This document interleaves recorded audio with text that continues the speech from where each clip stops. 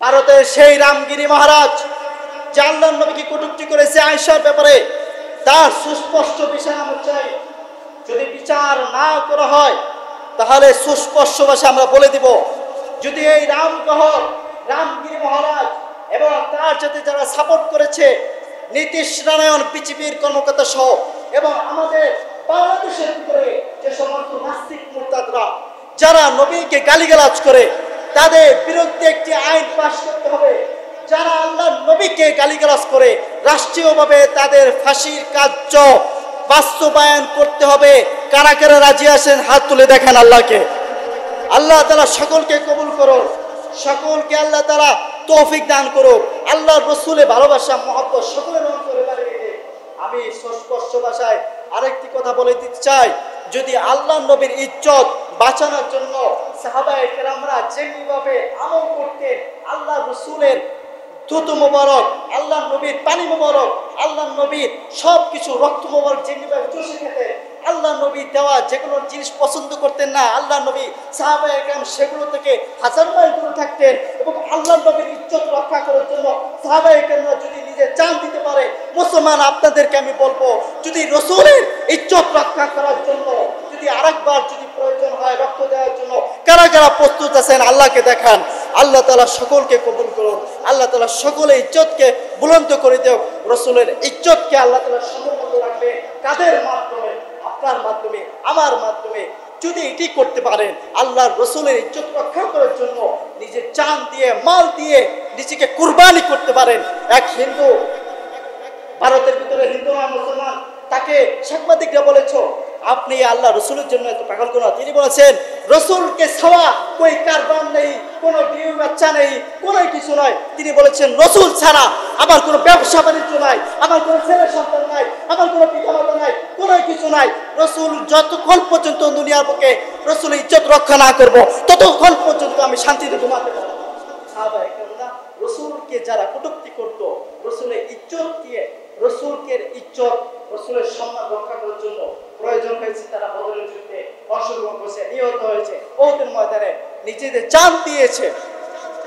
সাহাবায়ে কেরামরা যারা কটূক্তি করেছে তাদেরকে গর্দান উড়িয়ে দিয়েছে। রসুল বলেছেন, আবু দাউদের রসুল বলেছেন তোমার রক্ত পিতা গেল। অর্থাৎ যে নবীকে গালি দিবে তার দুনিয়ার ভিতর থাকার কোনো অধিকার নাই। কারণ যে নবীর জন্য তুমি দুনিয়াতে এসেছো, যেই নবীর জন্য তুমি রিজিক পাচ্ছ, যেই নবীর জন্য তুমি হায়াত পাচ্ছ, যেই নবীর জন্য তোমার সব কিছু হয়েছে, সেই আল্লাহর আইন যে মান সাব্বা নাবিয়ান ফাকতুরু, আল্লাহ রাসূল বলেছেন যে নবীকে কটূক্তি করবে তার একমাত্র বিচার, যারা বিচার কাছে থাকবে, রাষ্ট্রীয় ক্ষমতায় যারা থাকবে, তাদের দায়িত্ব হচ্ছে, আমি এখানেও বলে দিচ্ছি, তাদের দায়িত্ব হচ্ছে এই সমস্ত নাস্তিকদেরকে ফাঁসির কাস্টে ঝোলানো, যাতে করে পরবর্তীতে আর কোনো নাস্তিক, আর কোনো মুরতাদ, আর কোনো মুনাফিক আল্লাহর রাসূলকে নিয়ে কটূক্তি না করতে পারে। রাষ্ট্রীয়ভাবে যারা থাকবে তাদেরকে আমি বলে দিচ্ছি, আপনারা এই দায়িত্ব পালন করুন। যদি না পালন করতে পারেন, আপনি যদি নিজেকে রাসূলের আশিক হিসেবে দাবি করেন, কিয়ামতের ময়দানে আপনি আল্লাহর রাসূলের সম্মুখে ধরা খেয়ে যাবেন। সম্মানিত মুসলিম কেরাম, আমি আপনাদের সম্মুখে গত জুমায় আপনাদেরকে বলেছিলাম আল্লাহর রাসূল সাল্লাল্লাহু আলাইহি সাল্লামের শ্রেষ্ঠত্ব মর্যাদা নিয়ে আলোচনা করব, বলেছিলাম না? রাসূল আকরাম সাল্লাল্লাহু আলাইহি সাল্লামের শ্রেষ্ঠত্ব বর্ণনা করার আগে আল্লাহ তাআলা পবিত্র কুরআনুল কারীমের সূরা বাকারার ভিতরে আমি যে আয়াতটি তেলাওয়াত করেছি, তেলাওয়াতকৃত আয়াতের ভিতরে আল্লাহ বলেন, তিলকা রুসুলু ফাদ্দালনা বা'দাহুম আলা বা'দ। আমি নবী রাসূলদের ভিতরে এক এক নবীর উপরে আরেক নবীর মর্যাদা দান করেছি। বলেন সুবহানাল্লাহ। এই দুনিয়ার ভিতরে আল্লাহ তাআলার মাখলুকাতের ভিতরে আল্লাহ তাআলা সর্বশ্রেষ্ঠ করে মানব জাতিকে আল্লাহ তাআলা শ্রেষ্ঠত্ব দান করলেন। সুবহানাল্লাহ বিহামদি। আর এই মানব জাতির ভিতরে আল্লাহ তাআলা জাস্টিফাই করে, যাচাই বাছাই করে আল্লাহ তাআলা সভ্য এবং সবচেয়ে আদর্শবান, সবচেয়ে নৈতিকতার দিক থেকে সবচেয়ে ভালো মানুষ হলো নবী রাসূলরা। আল্লাহ তাআলা তাদেরকে মনোনীত করেছেন গোটা উম্মতের ভিতরে। বলেন সুবহানাল্লাহ। আবার এই নবীদেরকে আল্লাহ তাআলা বিভাজন করে তাদের মধ্য থেকে আল্লাহ তাআলা সর্বশ্রেষ্ঠ এবং সর্বমানব বিশ্ব সভা সভাপতি আকায়ে তাজদার আফতাবে নবুওয়াত শাহনশাহে রিসালাত সরকারে দু জাহা সাইয়্যিদুল মদিনা ইমামুল মুরসালিন রাহমাতুল লিল আলামিন শাফিয়ে মাহশার আফতাবে নবুওয়াত সাইয়্যিদুল মুরসালিন মুহাম্মদ সাল্লাল্লাহু আলাইহি ওয়াসাল্লামকে আল্লাহ তাআলা সমস্ত নবী রাসূলদের ভিতরে শ্রেষ্ঠত্ব দান করলেন। সম্মানিত মুসলিম কেন আল্লাহ রসুলকে আল্লাহ তাআলা শ্রেষ্ঠত্ব কেন দান করলেন? প্রশ্ন আসে। আল্লাহ তাআলা আল্লাহর হাবিবকে শ্রেষ্ঠত্ব দান করেছেন যেহেতু উম্মতে মুসলিমার মডেল, উম্মতে মুসলিমার নেতা হবেন কে? মুহাম্মদ সাল্লাল্লাহু আলাইহি ওয়াসাল্লাম। জোরে বলেন, মুসলমানদের নেতা হবেন কে? আমাদের নেতা হবেন কে? জোরে বলেন, মুহাম্মদ সাল্লাল্লাহু আলাইহি ওয়াসাল্লাম। যিনি নেতা হবেন তার নৈতিকতা সমস্ত গুণ থাকতে হবে। এজন্য আল্লাহ রাব্বুল আলামিন তার নবীকে আল্লাহ তাআলা অল সাইড থেকে সর্বশ্রেষ্ঠ মানব করে বানিয়েছেন। আমাদের নেতা নেত্রীদের সার্টিফিকেট দেয় মন্ত্রী মিনিস্টাররা, ঠিক কিনা? জোরে বলেন। আমার নেতার চরিত্র ফুলের মতো পবিত্র, নামাজ পড়ে না, একাত্তর, বউকি দেয় দশক, গাঁজা টানে বিষাক্ত, আছে না নাই? এজন্য আল্লাহ রাব্বুল আলামিন তার নবীদেরকে যখন বাছাই করলেন, জাস্টিফাই করলেন, সুন্দর করেন, সমস্ত মানবদের ভিতর তাদেরকে শ্রেষ্ঠত্ব দান করলেন, তখন আরবে আবু জাহেল, উতবা, শাইবা, ওয়ালিদ ইবনে মুগীরা তারা বলতো যে ওয়াকালু লাউলা নুজিলা হাদাল কুরআন আলা রাজুলিন মিনাল ক্বরিয়াতিন আযীম। এই মক্কা এবং মদিনার ভিতরে মুহাম্মদ সাল্লাল্লাহু আলাইহি সাল্লাম ব্যতীত কি আল্লাহ তাআলা আর কোন নবী রাসূল পান নাই? আল্লাহ বলেছেন নবুয়তের দায়িত্ব এটা অসভ্য, সুদখোর, বাটপার, জালেম এই সমস্ত ব্যক্তিদেরকে আল্লাহ তাআলা নবুয়ত দেন না।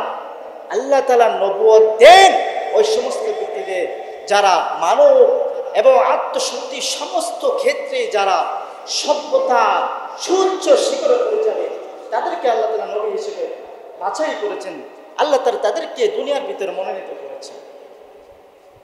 এই জন্য আল্লাহ তাআলা তার হাবিবকে যেহেতু মুসলমানদের নেতা হবেন কে? জোরে বলেন, মুসলমানদের নেতা অ্যাডাম স্মিথ নয়, মুসলমানদের নেতা কার্ল মার্কস নয়, মুসলমানদের নেতা আব্রাহাম লিঙ্কন নয়, মুসলমানদের নেতা মেসি নয়, মুসলমানদের নেতা নেইমার নয়, মুসলমানদের নেতা কোনো আওয়ামী লীগের কোনো নেতা নেত্রী নয়, মুসলমানদের নেতা কোনো বিএনপি কোনো নেতা নেত্রী নয়, মুসলমানদের নেতা কোনো ইসলামী ব্যানারে যারা গণতন্ত্র করে এটাও নয়। মুসলমানদের একমাত্র নেতা হবেন কে? জোরে বলে, মুহাম্মদ সাল্লাল্লাহু আলাইহি ওয়াসাল্লাম। এজন্য আল্লাহ রাব্বুল আলামিন তাকে শ্রেষ্ঠত্ব দান করলেন এবং সমস্ত নবী রাসূলদের ভিতরে আল্লাহর হাবিবকে আল্লাহ তাআলা প্রিয় করে নিলেন এবং সমস্ত জায়গায় আল্লাহ তাআলা তার হাবিবকে সমস্ত জায়গায় লাগিয়ে দিলেন। আল্লাহ তাআলা বললেন, হে নবী, ওয়ারাফা'না লাকা যিকরাক, হে নবী আমি আপনার সম্মান উঁচু করে দিব, সুউচ্চ করে দিব। আল্লাহ রসুলকে বিরোধিতা করেছিল ইহুদিরা, উতবা, শাইবা, আবু জাহেলরা, তারা নবীর বংশকে নির্বংশ করেছে। আল্লাহ বলেছেন, হে নবী আপনার বংশ নির্বংশ না, আমি আল্লাহ তাআলা আপনাকে উঁচু করে দিব। বলেন সুবহানাল্লাহ। আল্লাহ নবীর বংশ, আল্লাহ নবীর শ্রেষ্ঠত্ব দুনিয়ার বুকে এখন আছে না নাই? জোরে বলে। নামাজে, আজানে, সমস্ত ক্ষেত্রে যেখানে আল্লাহর নাম হবে সেখানে আল্লাহর নবীর নাম আছে না নাই? দরুদ শরীফে আল্লাহর নবীর নাম আছে না নাই? তাশাহুদের ভিতরে আল্লাহর নবীর নাম আছে না নাই? আল্লাহ তাআলা তার সাথে তার হাবিবকে অ্যাডজাস্ট করে দিলেন আর সমস্ত উম্মতে মুসলিমে বলে দিলেন, মাইয়ুতি'ইর রাসূল ফাকাদ আতা, যে ব্যক্তি আমি আল্লাহর রাসূলের অনুসরণ করবে সেজন্য আমি আল্লাহ তাআলার অনুসরণ করলো। বলেন সুবহানাল্লাহ। আল্লাহ রাব্বুল আলামিন তার হাবিবকে এত ভালোবাসলেন, তার হাবিবকে সমস্ত নবীদের ভিতরে আল্লাহ তার হাবিবকে সুন্দরভাবে গঠন করেছেন এবং তার সমস্ত নবী রাসূলদের ভিতরে আল্লাহ তাআলা তার হাবিবকে অনেক ভালোবেসেছেন এবং আল্লাহ তাআলা বলেছেন যারা নবীর বিরুদ্ধে আচরণ করে, নবীর আইন যারা মানে না, আল্লাহ বলেন তারা কোনোদিন মুমিন হতে পারে না। আল্লাহ তাআলা সূরা নূরের ভিতরে বলেন, ويقولون آمنا بالله وبالرسول وأطعنا ثم يتولى فريق منهم من بعد ذلك وما أولئك بالمؤمنين আল্লাহ তাআলা বলছেন কিছু মানুষ বলে আমরা আল্লাহর প্রতি বিশ্বাস স্থাপন করেছি অর্থাৎ ঈমান আনয়ন করেছি আর বলে আমরা নবীর অনুসরণ করলাম আর আরেকটা দল আছে তারা নবীর অনুসরণ করে না বরং নবীর আদর্শ মানে না নবীর কোনো আমলকে তারা গ্রহণ করে না অ্যাকসেপ্ট করে না তারা পৃষ্ঠপ্রদর্শন করে আল্লাহ বলতেছেন যারা নবীর আয়াতকে যারা নবীর আদর্শকে যারা নবীর কথাকে কর্মকে যারা নিজেদের জীবনে আদর্শ হিসেবে গ্রহণ করে না আল্লাহ বলছেন ওয়ামা উলাইকা বিল মুমিনিন এই সমস্ত লোকরা কখনো ঈমানদার হতে পারে না সম্মানিত মুসলিম কিরাম আল্লাহ রাব্বুল আলামিন তার হাবিবকে এত ভালোবেসেছেন এমন ভালোবেসেছেন আল্লাহ তাআলা সমস্ত নবী রাসূলদেরকে কোরআনের ভিতরে নাম ধরে ডাক দিয়েছেন কি বলে নাম দিয়ে ডাক দিয়েছেন বলেন নাম ধরে ডাক দিয়েছেন আল্লাহ বলেছে হে আদম আল্লাহ তাআলা মূসাকে ডাক দিয়েছেন আল্লাহ তাআলা আদম থেকে নিয়ে ঈসা আলাইহিস সালাতু ওয়াস সালাম পর্যন্ত সমস্ত নবী রাসূলদেরকে আল্লাহ তাআলা নাম ধরে ডাক দিয়েছেন আল্লাহ আদমকে বলেছেন হে আদম হযরতে আদম হযরতে ইদ্রিস হযরতে ইব্রাহিম হযরতে নূহ হযরতে ইয়াহইয়া হযরতে যাকারিয়া হযরতে ইউসুফ হযরতে সুলাইমান হযরতে দাউদ হযরতে ইউসুফ ইবনে সমস্ত নবী রাসূলদেরকে আল্লাহ তাআলা ডাক দিয়েছেন নাম ধরে কিন্তু আল্লাহ তাআলা তার হাবিবকে এত ভালোবাসেন আল্লাহ তাআলা কোরআনে মাত্র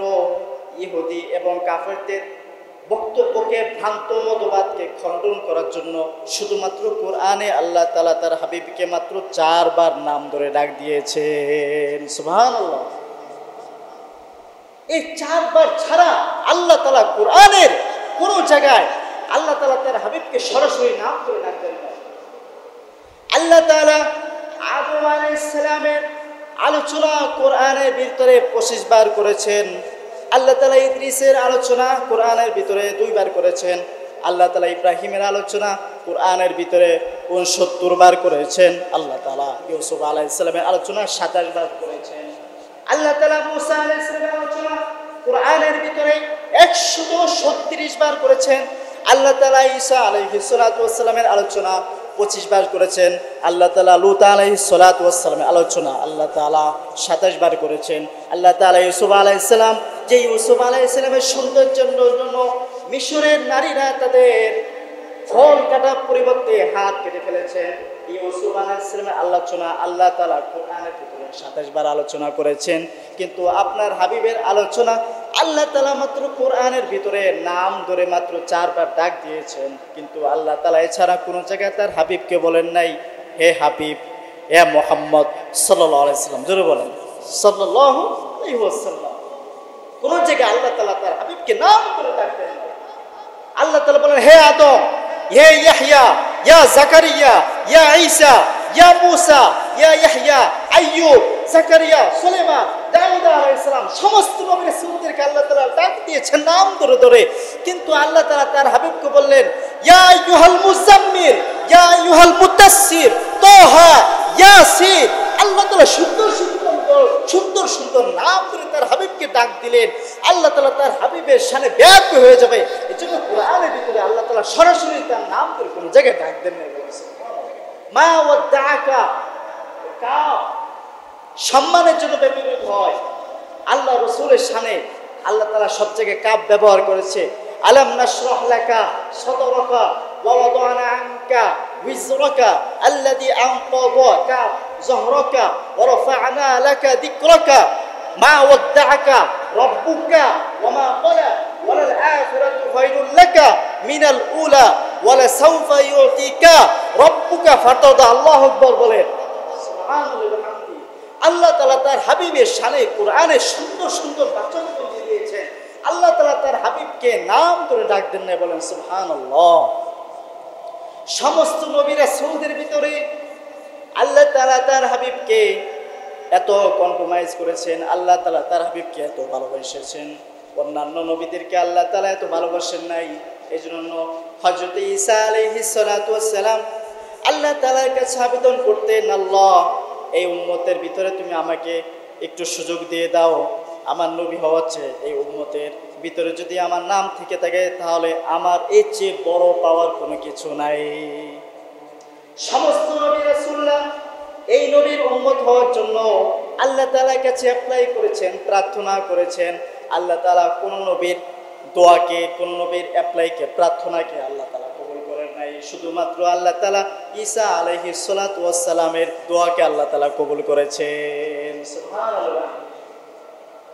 এজন্য সহিহ মুসলিমের ভিতরে হাদিস এসেছে, ঈসা আলাইহিস সালাতু ওয়াস সালাম দুনিয়ার বুকে যখন দাজ্জালকে হত্যা করার জন্য যখন দুনিয়ার বুকে প্রেরিত হবেন, তখন ঈসা আলাইহিস সালাতু ওয়াস সালাম দুইজন ফেরেশতার কাঁধে ভর দিয়ে দামেস্কের সেই মসজিদের, মিনার মসজিদের ফজরের সময় দুইজন ফেরেশতার কাঁধে ভর দিয়ে তিনি জমিনে প্রেরণ হবেন। এবং প্রেরণ হবার পরে ভিতরে হাদিসের ভিতরে এসেছে, লা ইয়াজালু তাইফাতুম মিন উম্মতি ইউকাতিলুনা আলাল হক যাহিরিনা ইলা ইয়াউমিল কিয়ামাহ ফায়াকুলু ইয়ানজিলু ঈসা ইবনে মারইয়াম। ঈসা ইবনে মারইয়াম তিনি দুনিয়ার বুকে অবতরণ হবেন। ফায়াকুলু আমিরুহুম, আমি তাদেরকে বলবেন আপনি ইমামতি করেন, তাল সল্লি বিনা। ঈসা আলাইহিস সালামকে হযরত মাহদী আলাইহিস সালাম তিনি বলবেন আপনি আমাদের সম্মুখে আসেন। ঈসা আলাইহিস সালাম বলবেন আপনি আমাদের ইমামতি করেন। ফায়াকুলু লা, ঈসা আলাইহিস সালাম বলবেন উম্মতে মুহাম্মাদি তার সম্মুখে আমার নামাজ পড়ানোর কোনো অনুমতি নাই। বলেন সুবহানাল্লাহ। ফায়াকুলু ইন্না বা'যাকুম আলা বা'যিন উমারা, ঈসা আলাইহিস সালাম বলবেন তোমাদের ভিতরেই একজন ইমাম নিযুক্ত হবেন, তিনি নামাজ পড়াবেন। তাকরিমাতুল্লাহি হাদিহিল উম্মাহ, এই উম্মতের শ্রেষ্ঠত্বের কারণে, আল্লাহ রাসূলের শ্রেষ্ঠত্বের কারণে আল্লাহ তাআলা ঈসা আলাইহিস সালাম দুনিয়ার বুকে প্রেরিত হবে, কিন্তু তিনি নামাজ পড়াবেন না। ঈসা আলাইহিস সালামের সম্মুখে ফজরের নামাজ পড়াবেন হযরতে মাহদী আলাইহিস সালাতু ওয়াস সালাম। বলেন সুবহানাল্লাহ। আল্লাহ রাসূলের শ্রেষ্ঠত্ব বর্ণনা করে শেষ করা যাবে না। আল্লাহ রাসূল সাল্লাল্লাহু আলাইহি সাল্লামকে আল্লাহ তাআলা কত ভালোবাসেন। আল্লাহু আকবার। সহিহ তিরমিজির ভিতরে এই ঘটনাগুলো এসেছে।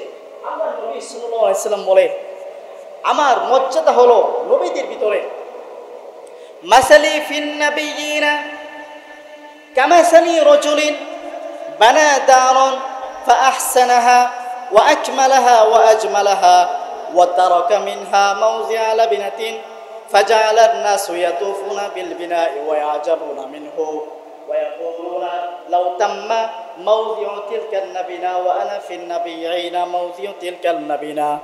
আল্লাহর রাসূল বলেন সমস্ত নবী রাসূলদের ভিতরে আদম থেকে নিয়ে হযরত ঈসা আলাইহিস সালাতু ওয়াস সালাম পর্যন্ত সমস্ত নবী রাসূলদের ভিতরে আমার দৃষ্টান্ত হলো ওই ব্যক্তির মতো বানা দারন, যে ব্যক্তি একটি বিশাল বড় প্রাসাদ বানালো সুন্দর করে, বা আহসানাহা ওয়া আকমালাহা ওয়া আজমালাহা, সুন্দর করে প্রাসাদটা বানালো, সুন্দর করে টাইলস করলো, মোজাইক করলো, এসির ব্যবস্থা করলো, কারুকার্য করলো। ওয়া তারাকা মিনহা মাওযিআ লাবিনাতিন, আর একটি টুকরো জায়গায়, ফাঁকা জায়গায় একটি ইটকে সে দিল না, একটি ইটকে সে সুন্দরভাবে ঢালাই না করে একটি জায়গা ফাঁকা রেখে দিল। তখন মানুষেরা আসলো, ফাজাআলা আন-নাসু ইয়াতুফুনা বিল বিনা, সমস্ত মানুষেরা আসলো, এসে সকলেই আশ্চর্যান্বিত হয়ে গেল।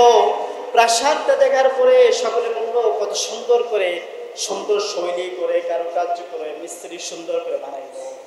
আর যখন ওয়াকুলুনা, তারা ওই যে জায়গাটা ফাঁকা ছিল ওই জায়গাতে তারা তাকিয়ে বলল আহারে এই লোকটা যদি, এই মিস্ত্রি যদি ওই জায়গাটা যদি ফাঁকা জায়গাটা বন্ধ করে দিত তাহলে কত সুন্দর হয়ে যেত। সুবহানাল্লাহ। আল্লাহ রাসূল বলছেন সমস্ত নবী রাসূলদেরকে, এই হাদিসের ব্যাখ্যা আল্লাহ বলছেন সমস্ত নবী রাসূলদেরকে আল্লাহ তাআলা সুন্দর করে সুসজ্জিত করে আল্লাহ তাআলা এই যে প্রাসাদের মতো, আল্লাহ হলেন মিস্ত্রি, সমস্ত নবী রাসূলদেরকে দিয়ে আল্লাহ তাআলা প্রাসাদটা সুন্দর করলেন। কিন্তু একটি জায়গায় রেখে দিলেন, ওইটাই হলাম আমি। আমার মাধ্যমে ওই জায়গাটা আটকে দিয়ে আল্লাহ তাআলা নবুয়তের বর্ডারকে সুন্দর সুশোভিত করে দিলেন। বলে সুবহানাল্লাহ। আরো জোরে বলবেন না সুবহানাল্লাহ? সম্মানিত মুসলিম কিরাম, আল্লাহ নবী সাল্লাল্লাহু আলাইহি ওয়াসাল্লামের মনের ইচ্ছা অনুযায়ী আল্লাহ তাআলা সব কিছু করতেন। আল্লাহ তাআলা ছিলেন, আল্লাহর নবী ছিলেন হাবিবুল্লাহ, ইব্রাহিম ছিলেন খলিলুল্লাহ। খলিলুল্লাহ বলা হয় যে আল্লাহর জন্য সব কিছু করতে পারে। আল্লাহর জন্য ইব্রাহিম ফেরাউনের নমরুদের অগ্নিকুণ্ডে নিক্ষিপ্ত হয়েছে। আল্লাহর ভালোবাসার জন্য নিজের কলিজার টুকরা সন্তানকে ইসমাইলকে জবাই করার জন্য প্রস্তুতি নিয়েছিল। আল্লাহর ভালোবাসা পাবার জন্য কাবা শরীফকে তিনি নির্মাণ করলেন।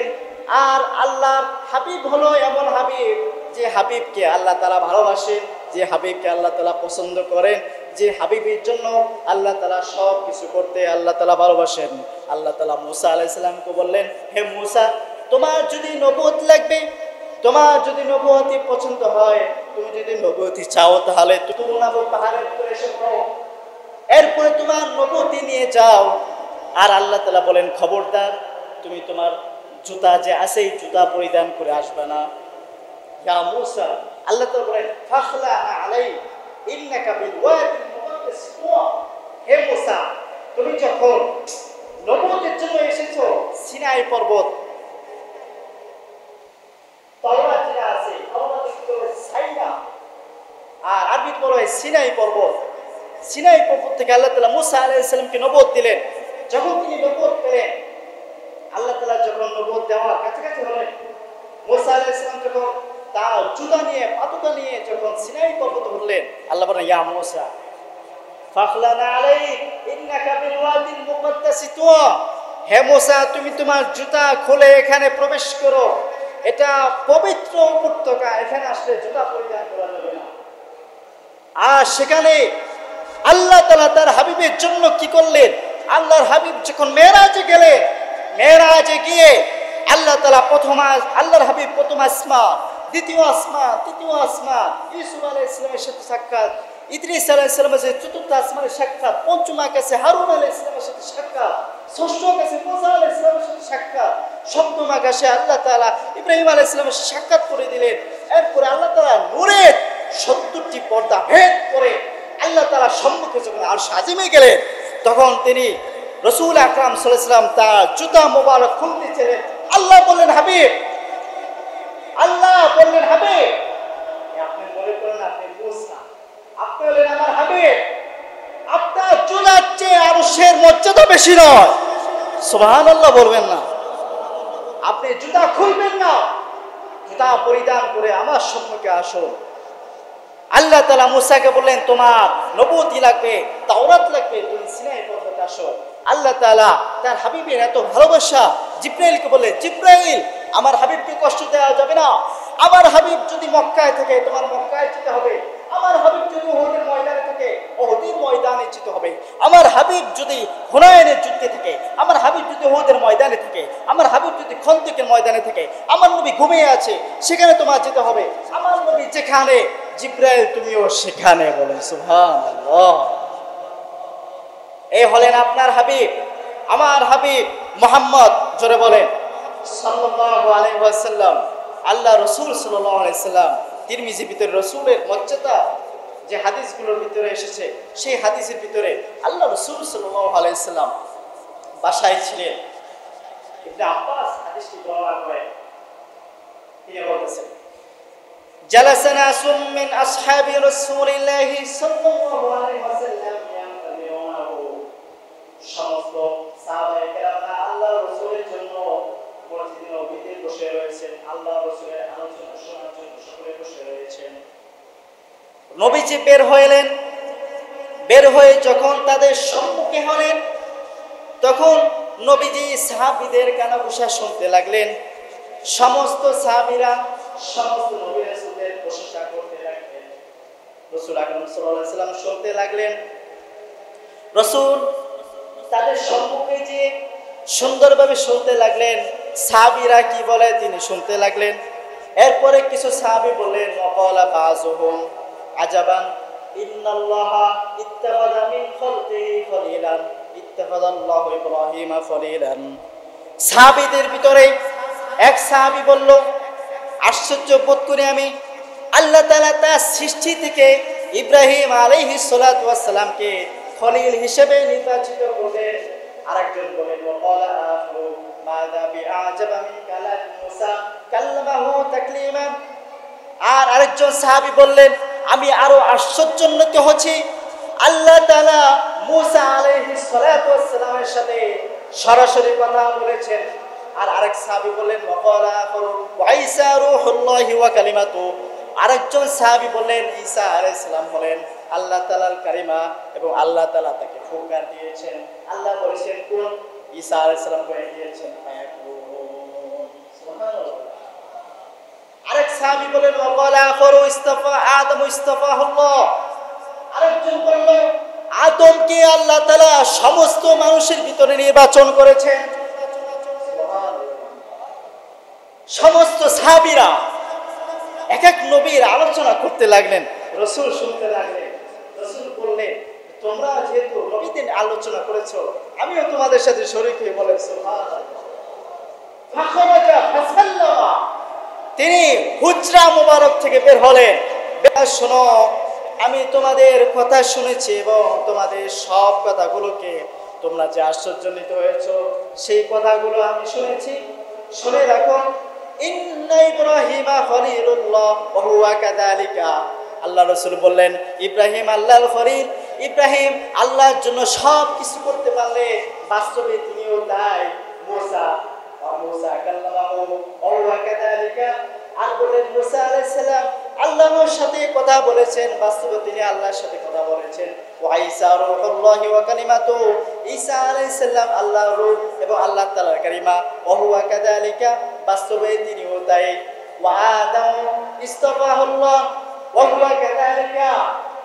আল্লাহ রাসূল বললেন, আদমকে আল্লাহ তাআলা দুনিয়ার বুকে শ্রেষ্ঠত্ব দান করেছেন। আদম আলাইহিস সালাতু ওয়াস সালাম, বাস্তবে তিনিও তাই। এরপর রাসূল বললেন, আলা ওয়া আনা হাবিবুল্লাহ, বলে সুবহানাল্লাহ। আল্লাহ রাসূল বললেন, সাহাবীরা শুনে রাখো, আদম আলাইহিস সালাম যদি নির্বাচিত হয়, মূসা আলাইহিস সালাম যদি কালিমাতুল্লাহ হয়, ঈসা যদি রূহুল্লাহ হয়, শুনে রাখো সাহাবীরা, আমি হলাম হাবিবুল্লাহ।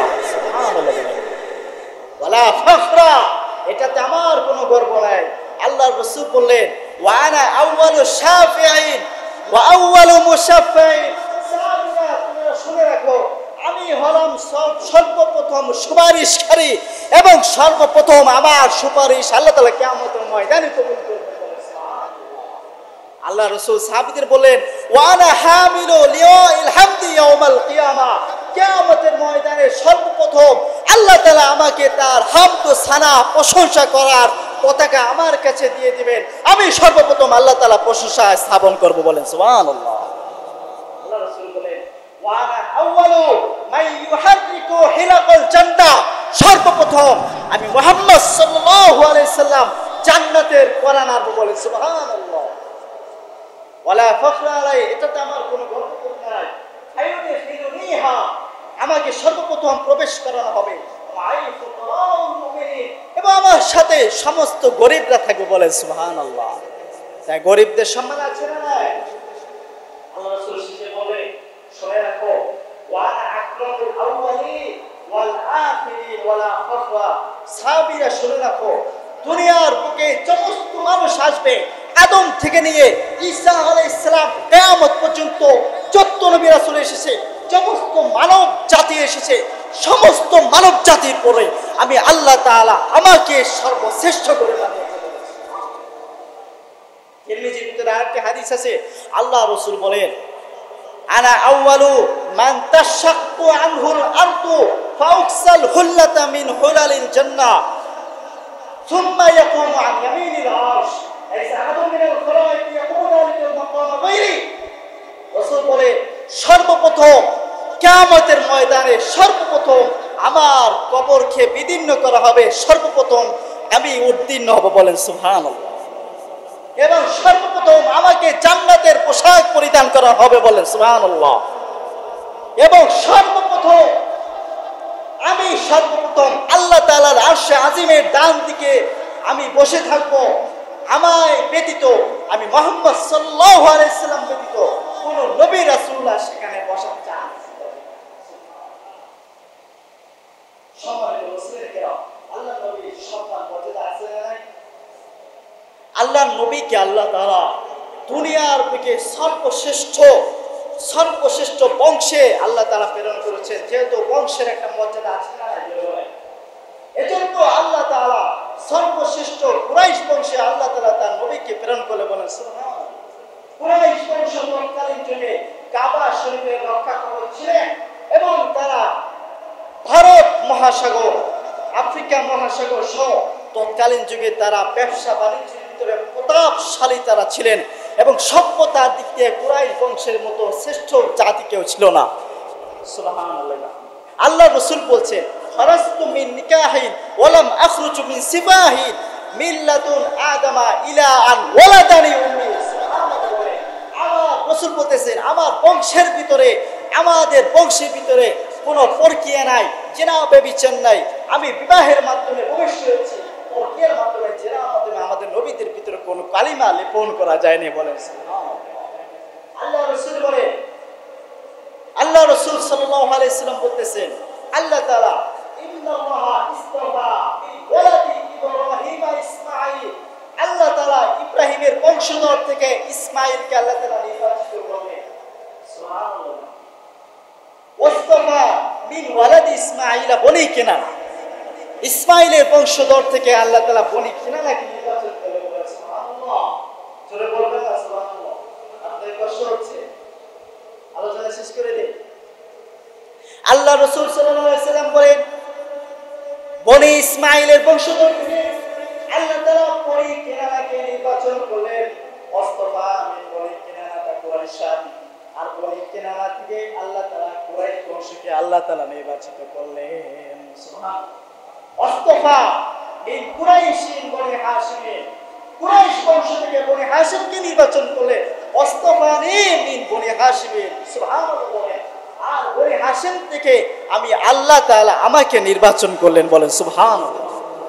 ইসমাঈল আলাইহিস সালাম, ইয়াকুব আলাইহিস সালাম, এই বংশধরদের ভিতরে আল্লাহ তাআলার হাবিব ইব্রাহিম আলাইহিস সালাম তার দুই ছেলে ছিলেন, ইসমাঈল আলাইহিস সালাম আর ইসহাক আলাইহিস সালাম। ইসহাক আলাইহিস সালামের আরেকজন ভাই ছিল, নাম ছিল ঈশ। নাম ছিল কি? যারা বলেন, ইসহাক আলাইহিস সালামের দুই ছেলে ছিলেন ইয়াকুব, ইয়াকুবের আরেকটি নাম আছে বনি ইসরাইল, এর নাম হচ্ছে বনি ইসরাইল। ইয়াকুব আলাইহিস সালাম দুই স্ত্রীকে বিবাহ করেন, রাহেলা, লিয়া, দুইজনকে বিবাহ করেন। তাদের সন্তানাদি হয়। লিয়ার গর্ভে যে সন্তানাদি হয় তার সন্তানাদি ছিল 10 জন। নোবেল, শ্যামুয়েল, লেভি, ইহুদা, এই ইহুদাদের মাধ্যমে তাদের নাম হচ্ছে ইহুদি। তাদের 10 জন সন্তান ছিল, একটি মেয়ে ছিল। আর রাহেলার গর্ভে যে সন্তান হয় সেখানে ইউসুফ আলাইহিস সালাম, বেনিয়ামিন, এই দুইজন হয়। ইসমাঈল আলাইহিস সালামের বংশের ভিতরেও আল্লাহ তাআলা নির্বাচন করলেন। ইসমাঈল আলাইহিস সালাম বংশের ভিতরে ছিলেন 10 জন সন্তান। নাবিদ, কায়দা, আজরাল, দাম, ইয়াকুব, এদের 10 জন ছেলে, কাইয়ুম, নাবাশ, আজর, ইয়াতুর। এই 10 জন সন্তানদের ভিতরে নাবিদকে আল্লাহ তাআলা নবী হিসেবে নির্বাচন করেন। সুবহানাল্লাহ। এই নাবিদের বংশধর থেকে আসলো, এই নাবিদের বংশধর থেকেই ইব্রাহিম আলাইহিস সালাম বংশধর থেকে আল্লাহ রাসূলের নসবনামা চলে যায় বলে সুবহানাল্লাহ। আজকে যারা আশিকে রাসূল দাবি করে তাদের কাছে আমার একটা প্রশ্ন থাকবে, তোমরা নবীকে অনেক ভালোবাসো, তাহলে নবীর বংশ পরিক্রমা, নবীর বংশ সার্টিফিকেট আদম আলাইহিস সালাম কত একজন এসে আমার সম্মুখে বলো, দেখবেন তারা নাই। জিলাপি যখন শেষ হয়ে যায় তখন আন্দোলন হবে, কিন্তু রাসূলের ইজ্জত রক্ষা করার জন্য যখন আন্দোলন দরকার হয় তখন তারা অন্তরে করতে পরাণ করে। বলেন, জোরে বলেন ঠিক কিনা? জোরে বলেন ঠিক কিনা? আল্লাহ রাসূলের নসবনামা কি আপনাদের সম্মুখে বলবো, আপনারা শুনবেন? আল্লাহ রাসূলের নসবনামা বলে আমি এখানে শেষ করব। এরপরে আরো আলোচনা ইনশাআল্লাহ আল্লাহ রাসূলের শ্রেষ্ঠত্ব নিয়ে আরো কয়েকটি পয়েন্ট আলোচনা করব। সর্বপ্রথম নবী থেকে আদম আলাইহিস সালামের নসবনামা আপনাদের সম্মুখে আমি পেশ করতেছি। আপনারা সকলেই মনোযোগ দিয়ে শুনবেন। মুহাম্মদ সাল্লাল্লাহু আলাইহি ওয়াসাল্লাম, মুহাম্মদ, তেনার পিতা হলেন আব্দুল্লাহ, তেনার পিতা হলেন আব্দুল মুত্তালিব, তেনার পিতা হলেন আব্দে মানাফ, তেনার পিতা হলেন হাশিম, তেনার পিতা হলেন আব্দে মানাফ, তেনার পিতা হলেন কুসাই, তেনার পিতা হলেন কিলাব, তেনার পিতা হলেন মুররা, তেনার পিতা হলেন কাব, তেনার পিতা হলেন লুয়াই, তেনার পিতা হলেন গালিব, তেনার পিতা হলেন ফির, তেনার পিতা হলেন মালিক, তেনার পিতা হলেন নজর, তেনার পিতা হলেন কিনানা, তেনার পিতা হলেন খুজাইমা, তেনার পিতা হলেন মুদ্রিকা, তেনার পিতা হলেন ইলিয়াস, তেনার পিতা হলেন মুজার, তেনার পিতা হলেন নিজার, তেনার পিতা হলেন মাআদ, তেনার পিতা হলেন আদনান, তেনার পিতা হলেন উদ, তেনার পিতা হলেন মুকাউইম, তেনার পিতা হলেন নাহু, তেনার পিতা হলেন তৈরা, তেনার পিতা হলেন ইয়ারুব, তেনার পিতা হলেন ইয়াসুব, তেনার পিতা হলেন নাবিদ, তেনার পিতা হলেন হযরতে ইসমাঈল আলাইহিস সালাতু ওয়াস সালাম। জোরে বলেন আল্লাহু আকবার। হযরতে ইসমাঈল আলাইহিস সালামের বাবা হলেন জাতির পিতা ইব্রাহিম খলিলুল্লাহ। ইব্রাহিম আলাইহিস সালামের বাবা হলেন তারেক, তেনার পিতা হলেন নাহর, তেনার পিতা হলেন শারুক, তেনার পিতা হলেন নাও, তেনার পিতা হলেন ফালেক, তেনার পিতা হলেন ওবায়েদ, তেনার পিতা হলেন সালেহ, তেনার পিতা হলেন আরফাকশাদ, তেনার পিতা হলেন শাম, তেনার পিতা হলেন হযরতে নূহ আলাইহিস সালাতু ওয়াস সালাম। সুবহানাল্লাহ বলবেন না। তেনার পিতা হলেন লাম, তেনার পিতা হলেন মুত্তাশালাত, তেনার পিতা হলেন আখলুক, যার নাম হলো হযরতে ইদ্রিস আলাইহিস সালাতু ওয়াস সালাম। তেনার পিতা হলেন ইয়াদ, তেনার পিতা হলেন মাহলি, তেনার পিতা হলেন কাইনাত, তেনার পিতা হলেন ইয়ানিস, তেনার পিতা হলেন হযরতে শীশ আলাইহিস সালাতু ওয়াস সালাম। তেনার পিতা হলেন সারা দুনিয়ার পিতা হযরতে আদম আলাইহিস সালাতু ওয়াস সালাম। জোরে বলেন সুবহানাল্লাহ। আল্লাহ নবীর বংশ পরিক্রমা শেষ হলো কিনা আপনারা সিরাত ইবনে হিসাবের এই বংশ পরিক্রমা দেখে নেবেন। আল্লাহ নবীর বংশ, রসুলের বংশ একেবারে আদম আলাইহিস সালাম পর্যন্ত পৌঁছে কিনা জোরে বলেন। আল্লাহ নবীকে দিল থেকে ভালোবাসতে হবে কিনা জোরে বলেন। মন থেকে ভালোবাসতে হবে কিনা জোরে বলেন। শুধু মন থেকে নয়, নিজের ছেলে সন্তান, নিজের আত্মীয় স্বজন, নিজের ব্যবসা বাণিজ্য, অল এভরিথিং, টাকা পয়সা, নিজের স্ত্রী, নিজের বাপ মা, নিজের ছেলে সন্তান, সব কিছু ছেড়ে আল্লাহ নবীকে সবচেয়ে বেশি ভালোবাসতে হবে। যদি ভালো না বাসেন, আল্লাহ নবী বলেছেন লা ইউমিনু লা ইউমিনু লা ইউমিনু, কখনো ঈমানদার হবে না। বলেন ঠিক কিনা? যদি আল্লাহ নবীকে ভালোবেসে থাকেন, আল্লাহ নবী যদি মহব্বত থাকে, আল্লাহ নবী যদি ভালোবাসা থেকে থাকে, তাহলে আল্লাহ নবীকে যারা গালিগালাজ করে, আল্লাহ নবীকে যারা গালি দেয়, তাদের সাথে আমাদের কোনো সম্পর্ক থাকবে জোরে বলেন। এটা আমাদের ঈমানের দাবি কিনা? আল্লাহ নবী আপনাদেরকে কিয়ামতের ময়দানে শাফাআত করে সুপারিশ করে জান্নাতে নিয়ে যাবে। আল্লাহ নবী বলেছেন সমস্ত নবীর একটা দাওয়া ছিল, একটি দোয়া ছিল, সব নবী তার উম্মতের জন্য শেষ করে দিয়েছে। মুসলিম শরীফের মধ্যে হাদিসটি এসেছে। আল্লাহ নবী বলেছেন আমি ওই দাবিটা শেষ করি নাই, কিয়ামতের ময়দানে ওই দাবিটা আমি আমার উম্মতের জন্য করব, আমার উম্মতকে যেন জান্নাতে নিয়ে যেতে পারি। যেই নবী আপনাকে বলে নাই, আয়েশাকে বলছে আয়েশা তুমি তো দোয়া করছো তোমার পিছনের গুনাহ সামনের গুনাহ সব গুনাহ যেন মাফ করে যায়, তুমি কি জানো তোমার জন্য আমি যে দোয়াটা করি, আমি আমার উম্মতের জন্য সবসময় এই দোয়াটা করি। আল্লাহ নবী সারা জীবন উম্মতের জন্য যে চিন্তা শিখেছিলেন, সেই নবীকে যখন গালি দেওয়া হয়, সেই নবীকে যখন কটাক্ষ করা হয়, যেই নবীর আদর্শ গুগলে সার্চ দিল সর্বশ্রেষ্ঠ মানব, স্পষ্টভাবে গুগলে বলে দিবে আল্লাহ নবী সর্বশ্রেষ্ঠ মানব। সেখানে কিছু নাস্তিক মুরতাদরা, মুসলমান নামধারীরা, মুনাফিকরা আল্লাহ নবীকে গালিগালাজ করে। ও মুসলমান, আপনাকে আমি সুস্পষ্টভাবে বলে চাই, যদি ঈমান থাকে, ঈমান যদি বুকে থাকে, আল্লাহ নবীর ভালোবাসা যদি থেকে থাকে, তাহলে আপনার প্রতিবাদ করা দরকার আছে না নাই? ভারতের সেই রামগিরি মহারাজ যে আল্লাহ নবীকে কটূক্তি করেছে আয়েশার ব্যাপারে, তার সুস্পষ্ট বিষয় আমরা চাই। যদি বিচার না করা হয়, তাহলে সুস্পষ্ট ভাষা আমরা বলে দিব, যদি এই রামগিরি মহারাজ এবং তার সাথে যারা সাপোর্ট করেছে, নীতিশ নারায়ণ বিজেপির কর্মকর্তা সহ, এবং আমাদের বাংলাদেশের ভিতরে যে সমস্ত নাস্তিক মুরতাদরা যারা নবীকে গালিগালাজ করে, তাদের বিরুদ্ধে একটি আইন পাশ করতে হবে। যারা আল্লাহ নবীকে গালিগালাজ করে, রাষ্ট্রীয়ভাবে তাদের ফাঁসির কার্য বাস্তবায়ন করতে হবে। কারা কারা রাজি আছেন হাত তুলে দেখেন আল্লাহকে। আল্লাহ তাআলা সকলকে কবুল করুন, সকলকে আল্লাহ তাআলা তৌফিক দান করুন। আল্লাহর রাসূলের ভালোবাসা মহব্বত সকলের অন্তরে বাড়িয়ে দিন। আমি স্পষ্ট ভাষায় আরেকটি কথা বলে দিতে চাই, যদি আল্লাহ নবীর ইজ্জত বাঁচানোর জন্য সাহাবায়ে কেরামরা যেভাবে আমল করতেন, আল্লাহ রসুলের দুধ মোবারক, আল্লাহ নবীর পানি মোবারক, আল্লাহ নবীর সব কিছু রক্ত মোবারক যেভাবে চষে খেতেন, আল্লাহ নবী দেওয়া যেগুলো জিনিস পছন্দ করতেন না, আল্লাহ নবী সাহাবায়ে কেরাম সেগুলো থেকে হাজার মাইল দূরে থাকতেন। এবং আল্লাহ নবীর ইজ্জত রক্ষা করার জন্য সাহাবায়ে কেরামরা যদি নিজে জান দিতে পারে, মুসলমান আপনাদেরকে আমি বলবো, যদি রসুলের ইজ্জত রক্ষা করার জন্য যদি আরেকবার যদি প্রয়োজন হয় রক্ত দেওয়ার জন্য, কারা কারা প্রস্তুত আছেন আল্লাহকে দেখান। আল্লাহ তাআলা সকলকে কবুল করুন, আল্লাহ তাআলা সকলের ইজ্জতকে বুলন্দ করে দেও। রসুলের ইজ্জতকে আল্লাহ তাআলা সমুন্নত রাখবে কাদের মাধ্যমে? আপনার মাধ্যমে, আমার মাধ্যমে। যদি এটি করতে পারেন, আল্লাহর রসুলের ইজ্জত রক্ষা করার জন্য নিজের জান দিয়ে, মাল দিয়ে নিজেকে কুরবানি করতে পারেন।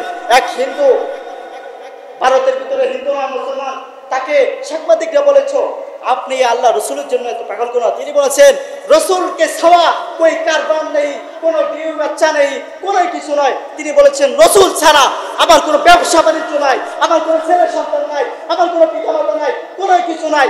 রসুল যতক্ষণ পর্যন্ত দুনিয়ার বুকে রসুলের ইজ্জত রক্ষা না করব, ততক্ষণ পর্যন্ত আমি শান্তিতে ঘুমাতে পারবো না।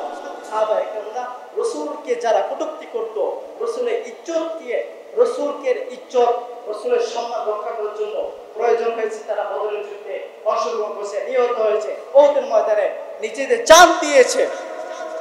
সাহাবায়ে কেরামরা যারা কটূক্তি করেছে তাদেরকে গর্দান উড়িয়ে দিয়েছে। রসুল বলেছেন, আবু দাউদের রসুল বলেছেন তোমার রক্ত পিতা গেল। অর্থাৎ যে নবীকে গালি দিবে তার দুনিয়ার ভিতর থাকার কোনো অধিকার নাই। কারণ যে নবীর জন্য তুমি দুনিয়াতে এসেছো, যেই নবীর জন্য তুমি রিজিক পাচ্ছ, যেই নবীর জন্য তুমি হায়াত পাচ্ছ, যেই নবীর জন্য তোমার সব কিছু হয়েছে, সেই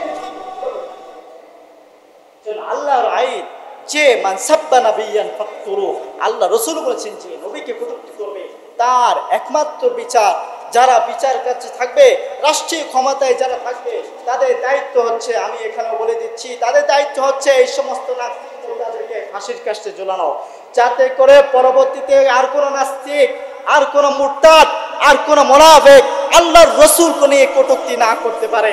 রাষ্ট্রীয়ভাবে যারা থাকবে তাদেরকে আমি বলে দিচ্ছি আপনারা এই দায়িত্ব পালন করুন। যদি না পালন করতে পারেন, আপনি যদি নিজেকে রসুলের আশিক হিসেবে দাবি করেন, কিয়ামতের ময়দানে আপনি আল্লাহর রসুলের সম্মুখে ধরা খেয়ে যাবেন।